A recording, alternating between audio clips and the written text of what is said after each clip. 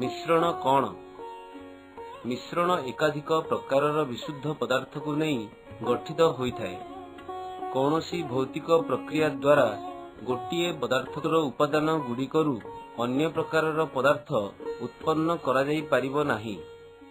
आमे जानू जे जल द्रवीभूत सोडियम क्लोराइड को बाष्पीभवन भली भौतिक प्रक्रिया द्वारा जलरू अलगा करा जाई परिबो। मात्र सोडियम क्लोराइड निजे एक पदार्थ जार रासायनिक उपादान गुड़ी को भौतिक प्रक्रिया द्वारा अलगा करा जाई परिबो नाही।